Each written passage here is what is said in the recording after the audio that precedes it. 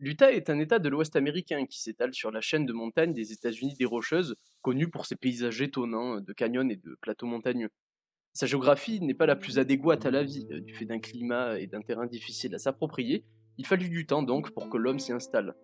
C'est en partie autour des Grands Lacs salés que les premiers pionniers américains vont s'installer et ont fondé en 1847 la ville qui deviendra la plus importante de la région, à savoir Salt Lake City. Aujourd'hui, cette ville de 200 000 habitants est la plus importante de la région et en partie gérée par une institution assez spéciale, car il s'agit de l'institution des religieux mormons. Surnommé le Beehive State, à savoir l'état de la ruche des abeilles, cet état s'est développé sous l'influence de ces religieux. Par exemple, Salt Lake City s'est entièrement construite autour du temple mormon de Temple Square, et aujourd'hui, beaucoup des institutions de la ville continuent de se développer en référence à la religion mormone, comme par exemple le journal Deseret News ou encore l'équipe locale de baseball, les Salt Lake Bees. Toutes ces références viennent du fait qu'en 1849, les Mormons se sont formés en un État auquel ils ont donné ce fameux nom d'État du Deseret. Mais tout d'abord, qui sont ces Mormons et pourquoi se sont-ils développés dans une zone totalement inoccupée par les États-Unis à cette époque? L'origine du mormonisme remonte à l'année 1820, au moment où un fermier de 14 ans du nom de Joseph Smith aurait eu une vision de Dieu et de Jésus-Christ, lui indiquant l'emplacement des écrits de Mormon, un ancien prophète ayant vécu au IVe siècle en Amérique du Nord. Selon la tradition mormone, il aurait retrouvé ces écrits sur des tablettes d'or à la colline de Cumorah, dans l'état de New York, et il les aurait compilés dans un livre, le livre de Mormon, qu'il a publié en 1830. Ce livre est à la base de la doctrine et de l'idéologie mormone. Assez vite, des nouveaux fidèles adhèrent à la religion et considèrent Joseph Smith comme leur prophète. Cette religion, elle est complètement construite et créée sur le territoire états-unien et forme la toute première religion d'origine uniquement états-unienne. Cependant, elle est très mal accueillie dans beaucoup d'États du fait d'une population à majorité protestante. En effet, les différences entre les deux religions vont très vite mettre en avant les Mormons comme une sorte d'hérétique du fait qu'ils autorisent la polygamie ou encore qu'ils considèrent Satan comme le frère de Jésus-Christ. De ce fait, une certaine hostilité envers les Mormons va très vite naître à partir de 1833. Ils commencent à être persécutés dans les lieux où ils s'étaient installés auparavant. Peu à peu, ils sont expulsés d'État en État, traversant l'Ohio puis le Missouri, État dans lequel les répressions sont extrêmement violentes. On parle même de guerre des Mormons en 1838, où une milice locale du Missouri attaque et chasse les Mormons lors du massacre de Hounds Mill et les pousse à s'enfuir dans l'Illinois. Dans cet état, les membres des Saints des Derniers Jours avaient fondé la ville de Novo et construit un temple mormon. Cette ville joue un peu le rôle de refuge lors des persécutions de l'époque. Mais pourtant, les violences perdurent. En 1844, après s'être présenté à la présidentielle, Joseph Smith est tué à Carthage par lynchage de la foule. 2 années plus tard, un arrêté est signé dans l'Illinois impliquant la chasse définitive des Mormons, ce qui marque l'apogée de la répression qui leur est faite. Les Mormons, désormais dirigés par le successeur de Joseph Smith, Brigham Young, décident d'entreprendre un voyage dans l'Ouest pour s'établir loin des États-Unis, dans un espace où ils ne pourront pas être atteints par la répression et où ils pourront exercer parfaitement leur foi. C'est un voyage de plus de 2000 km emprunté par 86 000 croyants et qui marque l'épisode de l'exode des Mormons, durant lequel près de 6 000 d'entre eux vont mourir.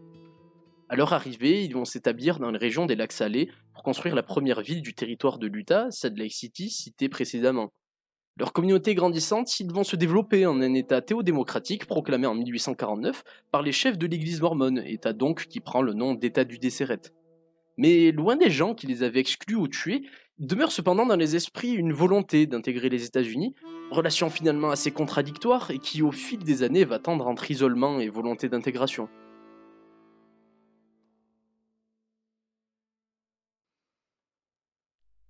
L'exode des Mormons à travers le continent les mène à l'ouest des États-Unis, dans le bassin du Grand Lac Salé. Ils s'y établissent et débutent alors la construction d'un espace sacré et utopique indépendant. On va voir en quoi la création de l'État du Désert est à la fois un processus unique dans l'histoire de la conquête de l'Ouest, tout en se situant dans une continuité historique avec des similarités dans les différents processus de colonisation pour les autres territoires. On va s'appuyer ici sur les travaux de l'historienne Bernadette Rigal-Sellar dans un très bon article publié en français en 2004, L'expansion territoriale des Mormons et l'espace sacré de la Nouvelle-Sion, hier et aujourd'hui. Pour les colons mormons, il s'agit tout d'abord de s'établir dans le désert.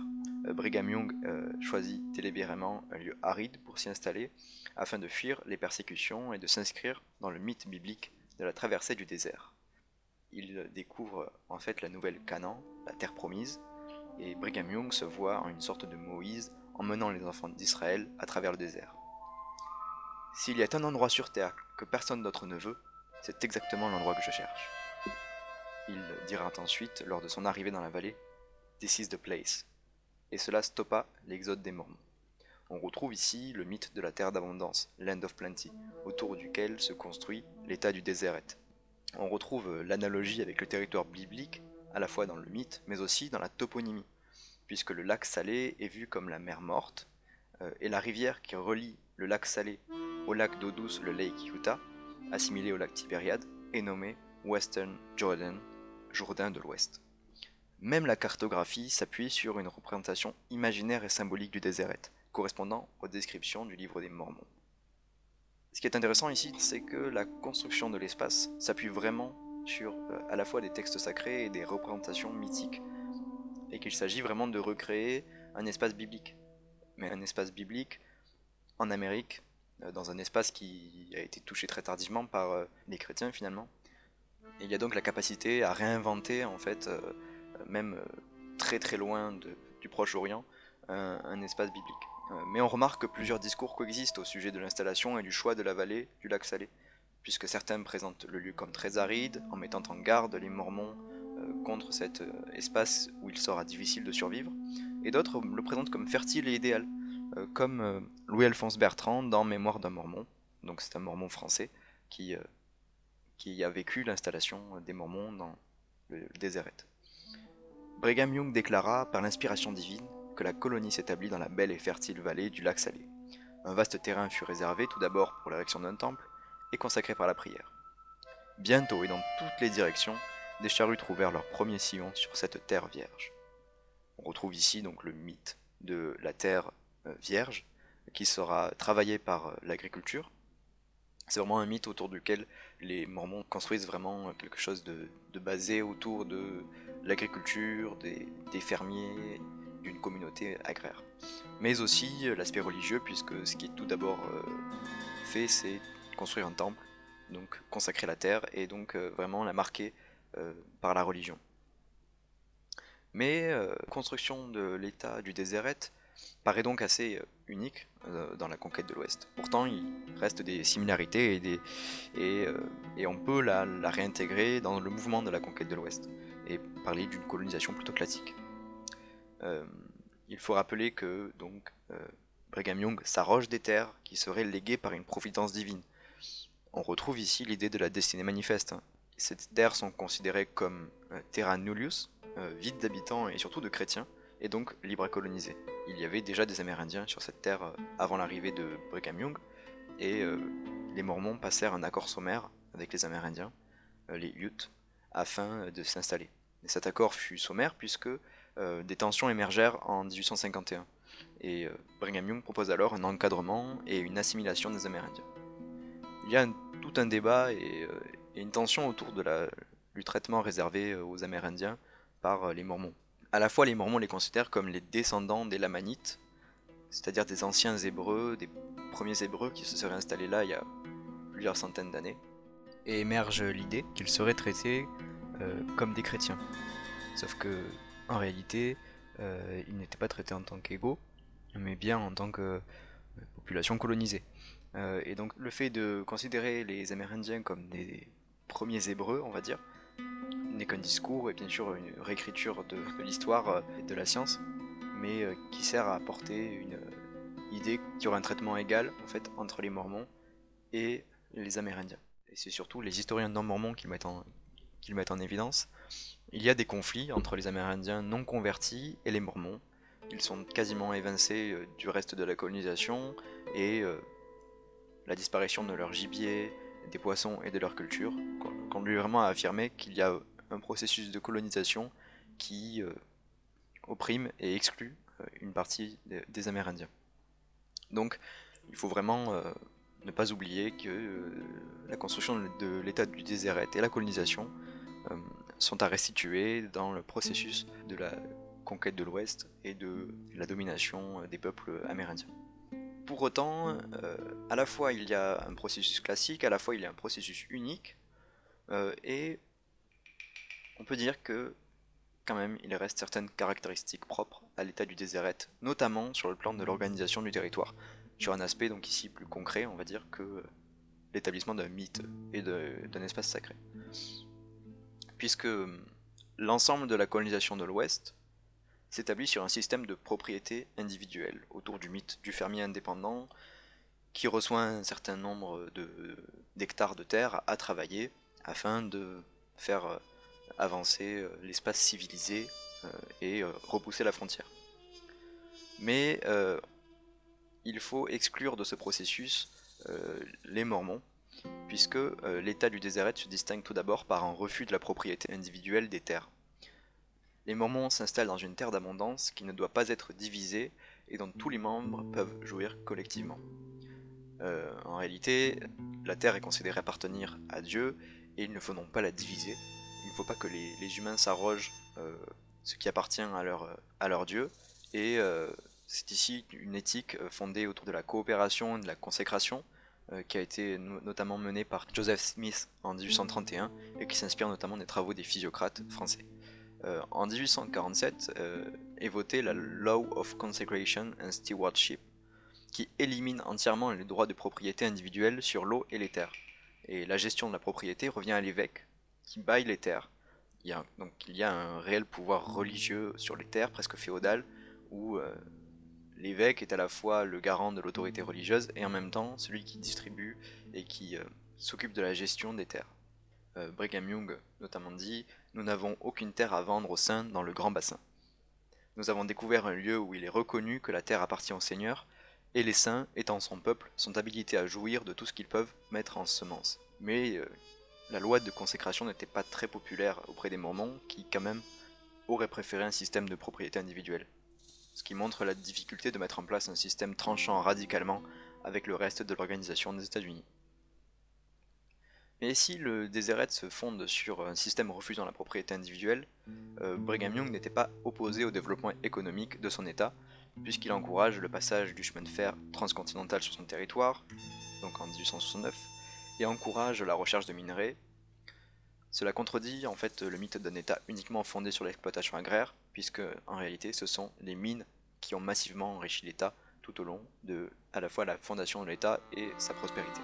Ce qui est intéressant, c'est de voir que le modèle d'organisation collective, même s'il y a une recherche du développement, se retrouve également dans cette recherche de la richesse et de l'organisation moderne en fait du territoire. C'est le cas de l'exemple du télégraphe. Donc avant 1865, au tout début des années 1860, en 1862, il y a une première grande ligne de télégraphe qui doit relier l'Est et l'Ouest des États-Unis, qui passe à travers l'état du Déséret. Et cela inspire les Mormons afin de construire leur propre télégraphe local pour relier les différentes communautés, et c'est le cas à partir de 1865, avec la compagnie du Deseret Telegraph, qui avait pour projet de relier la majorité des localités à la capitale de Salt Lake City. La compagnie est publique, elle est propriété de l'église mormone, et donc de l'État, puisque le pouvoir religieux et politique, nous allons le voir, sont très imbriqués, et la construction se fait collectivement, en opposition au modèle capitaliste de l'Est. Il s'agit d'un projet collectif qui fait participer la population. En fait, un certain nombre de kilomètres de télégraphe étaient accordés à chaque communauté. Le travail a été ensuite calculé selon le nombre d'ouvriers disponibles. Donc c'était les ouvriers des différentes communautés qui construisaient leur bout de télégraphe. C'était un travail qui était effectué sous forme de donation, une sorte de mission. Ils étaient appelés par l'évêque afin de construire le morceau de ligne, donc uniquement les hommes et en âge de pouvoir travailler et en ayant la capacité physique, et les femmes participaient en cuisinant pour les ouvriers. Ce qui est intéressant, c'est que c'est un réel service public. Il n'y a pas de but de profit derrière ce projet du télégraphe, mais il s'agit surtout d'assurer la cohésion des communautés dans un espace difficile, où les Mormons peuvent être très isolés et subir aussi des attaques des Amérindiens.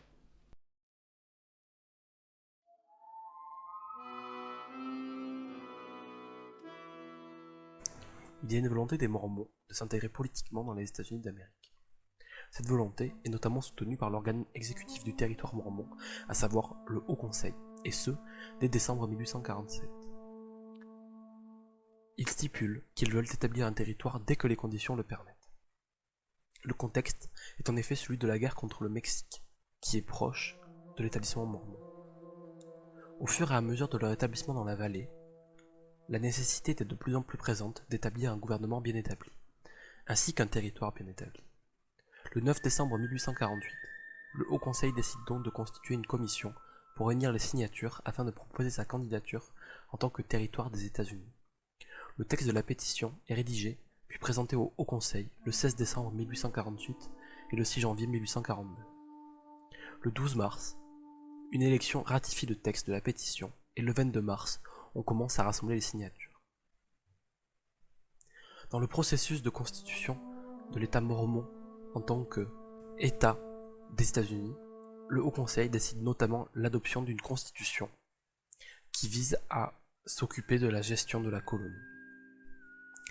Selon la constitution, elle est adoptée le 5 mars 1849, soit 2 ans après le contrôle de la population sur ce territoire. La constitution de l'État du Deseret a été très bien gardée et très bien conservée, ce qui en fait un très rare exemple des premières constitutions d'État, notamment dans le cadre du Deseret. Cette constitution est très classique, elle prévoit une distinction entre les 3 pouvoirs, à savoir le pouvoir législatif, judiciaire et exécutif. Pour cela, au niveau législatif, les Mormons se dotent d'une assemblée générale et d'un sénat. Au niveau exécutif, il est représenté par un gouverneur élu par l'assemblée générale et le sénat, qui est lui-même assisté d'un lieutenant-gouverneur.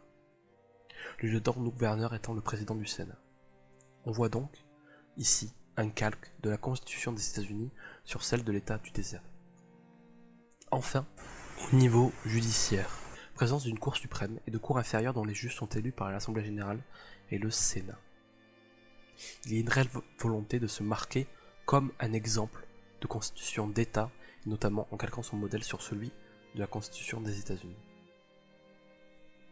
Mais malgré tout, dans cette Constitution, plusieurs choses diffèrent et marquent le caractère religieux du territoire du désert. Notamment le fait qu'ils veulent conserver leur possession sur le territoire sans que des gens puissent interférer dans leurs relations. Ils font donc être notamment citoyens américains et habiter l'État pour voter, ce qui empêche des gens de venir dans l'État pour changer les décisions internes. De plus, les soldats fédéraux présents sur place ne peuvent pas voter. Pour être élus, les clauses sont encore plus restrictives. Il faut notamment habiter l'État depuis plus d'1 an pour être représentant à l'Assemblée générale et 2 ans pour devenir gouverneur. Cela permet aux seuls Mormons d'exercer des charges politiques et donc de diriger la colonie. De plus, on voit aussi l'installation d'une milice afin de se défendre contre notamment les Indiens d'Amérique. Un fort accent est aussi mis sur le religieux, notamment dans l'article 3 de la Constitution. Il est ainsi dit qu'il est impossible de légiférer sur des religions pour les entraver, mais aussi la Constitution mentionne les sectes. C'est ainsi un moyen de protéger sans nommer leur propre secte, de ne pas être visés sur le long terme. De plus, tout en ne mentionnant pas le mot mormon, ils se protègent et protègent ainsi leur secte. Au-delà de cette constitution, la réalité se passe différemment. Puisque, même si la constitution prévoit des élections 1 semaine après l'établissement de cette dernière, l'installation des élus ne se serait fait que le 2 juillet. Mais en réalité, Peter Crowley, en épluchant les agendas personnels de membres de l'Assemblée générale, a mis au jour d'autres réalités. En effet, la Constitution a été en réalité réalisée entre le 1er et le 18 juillet 1849. Il est fort possible qu'entre la demande du territoire du 4 mai 1849 et le retour de la demande le 1er juillet 1849, la volonté du Conseil n'était plus d'être un territoire mais bien un État, ce qui est mentionné dans l'agenda des membres du Haut Conseil comme une volonté de statehood. En réalité, les faits reportés dans la Constitution sont plutôt des réunions informelles d'écriture de cette dernière. Le but de la Constitution était surtout de montrer le fait que les traditions des États-Unis vivaient dans l'État mormon et qu'il y avait une forte tradition de l'écrit, mais aussi de la séparation du pouvoir et des libertés personnelles.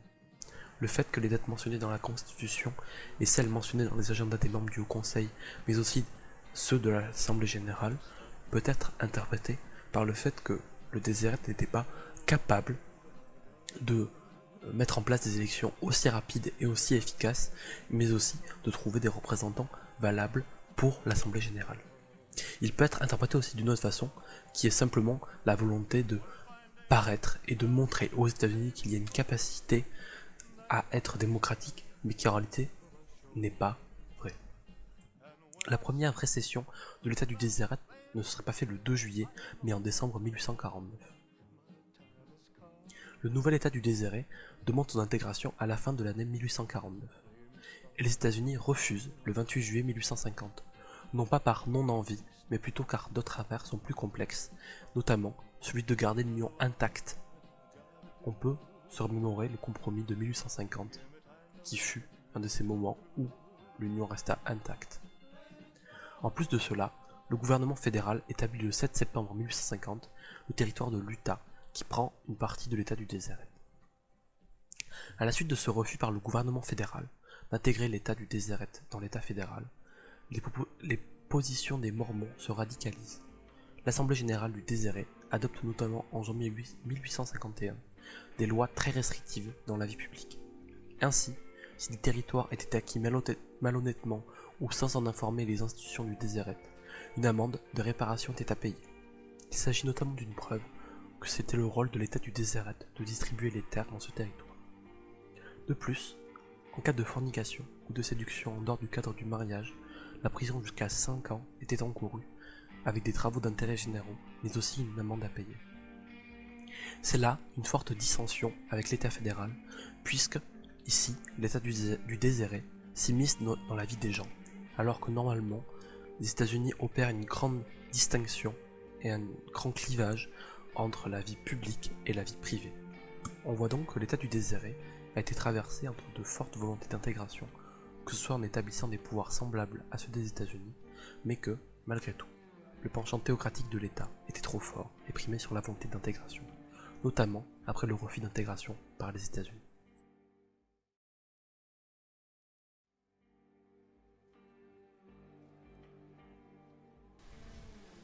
Malgré la fondation de l'État du Déseret et l'exil des Mormons, les tensions entre ces derniers et les colons des États fédéraux persistent. C'est ainsi qu'en mars 1857 démarre ce que l'on connaît aujourd'hui comme la guerre de l'Utah. En effet, à cette époque, un flot continu de caravanes de colons des États fédéraux en route pour la Californie traversait le territoire où les Mormons s'étaient installés. Ces colons, forts d'a priori à l'encontre des peuples amérindiens et des Mormons, et leur cohabitation passagère avec ces derniers, instaurèrent un climat de tension palpable, surtout si l'on rajoute à ça la présence de colons venus tout droit du Missouri. Fort du souvenir de leur expulsion et du massacre de Hounds Mill, advenu presque 20 ans auparavant, ainsi que du meurtre de leur dirigeant Joseph Smith en 1844 à Carthage dans l'Illinois, la considération du peuple mormon quant aux habitants des États fédéraux était loin d'être des meilleures. L'arrivée au pouvoir du 15e président des États-Unis, James Buchanan, n'aide pas à apaiser les tensions et ce dernier, accompagné de son administration, cherche à réprimer ce qu'elle considère comme une rébellion de la part des Mormons dans ce qu'on connaît aujourd'hui comme étant le territoire de l'Utah. Les Mormons, eux, craignent l'anéantissement total et décident donc de bloquer l'entrée de la vallée de Salt Lake pour faire face à l'avancée des troupes fédérales. Ainsi, la Légion Nauvoo, force armée mormone, nommée ainsi sûrement en référence à la ville éponyme de laquelle ils furent chassés des années plus tôt et de l'église mormone détruite par des fédéraux en 1848, fait face à un important contingent envoyé par le gouvernement des États-Unis. Cette guerre prend toutefois très vite la forme d'une guérilla, sans affrontement direct entre les forces en présence. L'événement le plus marquant de ce conflit, et résumant très bien sa nature, est celui que l'on connaît aujourd'hui sous le nom du massacre de Mountain Meadows. Cet événement entraîne la mort de quelques 120 colons faisant route vers la Californie par des miliciens mormons accompagnés d'alliés amérindiens, et épargnant seulement 17 enfants en bas âge. Cette caravane, tout droit venue de l'Arkansas, traversant alors le territoire du Déseret par le sud de l'actuel Utah dans ce contexte de vive tension, comprend un groupe nommé les Missouri Wildcats. Ces derniers, comme nous l'apprend justement leur nom, proviennent du Missouri et semblent animés d'une haine profonde envers le peuple mormon. En effet, ils sont fiers d'avoir contribué à la chasse des suivants de Joseph Smith plus d'une décennie plus tôt dans l'Illinois et le Missouri, n'hésitant pas à mentionner le fait qu'ils souhaitaient réitérer leurs actions en aidant l'armée fédérale. Leur haine vis-à-vis des Mormons semble d'ailleurs gagner l'ensemble de la caravane. On attribue à ce groupe à l'esprit belligérant des actions menées à l'encontre des habitants des terres qu'ils traversent pour rejoindre la Californie. Parmi elles, on mentionne l'empoisonnement d'un cadavre de bœuf, ce qui entraîna la mort de plusieurs Amérindiens, ou encore l'empoisonnement de sources d'eau. Les Amérindiens, réclamant leur vengeance, alimentent encore les tensions présentes entre Mormons et fédéraux. Le 6 septembre est envoyé un message à Brigham Young, alors dirigeant de l'Église de Jésus-Christ des Saints Derniers Jours, mentionnant l'évolution de la situation et demandant la marche à suivre quant à cette caravane. Ce dernier renvoie alors aussitôt le messager, sommant les colons mormons de ne pas interférer dans ce conflit. Mais le temps que le messager fasse le chemin du retour, le drame était déjà arrivé. Cet événement eut de lourdes conséquences et est aussi révélateur des tensions déjà présentes entre mormons et fédéraux, de nombreux colons non mormons cherchant à faire peser la responsabilité de ce massacre sur les épaules de Brigham Young. D'autres événements de ce genre sont aussi liés à ce conflit, comme par exemple une attaque indienne sur la mission mormone à Fort Limhi, probablement mandatée par l'armée fédérale. Là aussi, ces événements nous en apprennent sur la nature du conflit, préférant envoyer des Amérindiens se battre, sûrement par souci de responsabilité. Le conflit dura alors sous forme de rixes, jusqu'à ce que des négociations soient entreprises. Ainsi, le conflit prend fin sur un statu quo, entraînant la dissolution de l'État du Désiré, la fondation de l'actuel Utah et son intégration à l'administration des États-Unis, le territoire restant occupé par les forces fédérales. Les Mormons, quant à eux, se voient accepter le pardon complet et la reconnaissance de l'Église de Jésus-Christ des Saints des Derniers Jours au sein de l'ensemble du territoire des États-Unis. Même s'ils perdent le contrôle du Désiré, ils sont néanmoins autorisés à garder Salt Lake City sous leur administration, échappant ainsi au contrôle fédéral américain dans cette ville. Il est intéressant de voir que malgré des tensions dès la création du mormonisme par Joseph Smith, qui durèrent tout au long de leur histoire, des négociations furent possibles sans un immense bain de sang. L'ambivalence entre volonté de s'intégrer et volonté indépendantiste est aussi intéressante à relever et soulève un nombre de questions. On ne sait en effet pas si la majorité approuvait ce statu quo et comment se considèrent les Mormons après leur intégration et la dissolution de l'État du Désiré.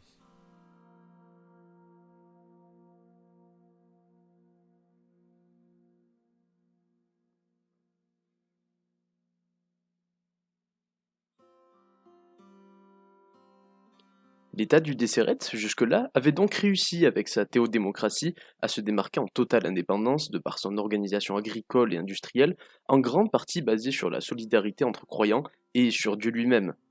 Pourtant, la construction de leur constitution rappelle assez bien celle des États fédéraux de l'époque et qu'une volonté d'intégrer les États-Unis va se faire ressentir très vite au sein de la communauté, mais elle se voit refuser l'accès lors de la première demande. C'est en partie la guerre américano-mexicaine qui va remettre en relation les États-Unis et le Déseret. En effet, appartenant désormais au territoire des États-Unis, l'État du Déseret se retrouve dans une mauvaise posture. Si pendant quelque temps James Buchanan refuse d'intervenir contre les Mormons, c'est à cause d'une succession de provocations et d'affrontements faits entre le Déseret et les États fédéraux voisins qu'il décide finalement par envoyer l'armée fédérale à ses portes. La tension à son comble, les deux chefs des armées décident de ne pas céder au conflit qui engendrerait des morts inutiles. Le Déseret se voit intégrer les États-Unis et le mormonisme est finalement reconnu par des États qui autrefois les pourchassaient. Finalement, le plus important peut-être est que les Mormons aient pu garder leur siège et leurs institutions à Salt Lake City, ancien cœur de l'État mormon du Déseret. De nos jours, l'influence mormone continue de grandir. Si autrefois elle s'était exilée pour se développer loin de tous, aujourd'hui la foi mormone traverse les frontières et les océans. On retrouve des communautés mormones dans de nombreux pays du monde, ainsi que leurs églises, comme par exemple à Fribourg en Allemagne, Londres en Angleterre, ou ici même à Toulouse. Le fait de voir que cette religion s'est développée assez rapidement au niveau international nous permet de nous poser de nouvelles questions sur les Mormons, comme par exemple, comment cette religion s'est-elle diffusée et par quels moyens? En tout cas, il est quand même curieux et amusant de voir qu'aux États-Unis, les chants de Noël de l'excellent chœur du Tabernacle mormon sont diffusés sur toutes les chaînes télévisées au moment des fêtes de fin d'année. C'est donc en finissant avec ce chant très célèbre interprété par le chœur mormon de Salt Lake City que nous vous remercions de nous avoir écoutés et surtout en vous souhaitant d'excellentes fêtes de fin d'année.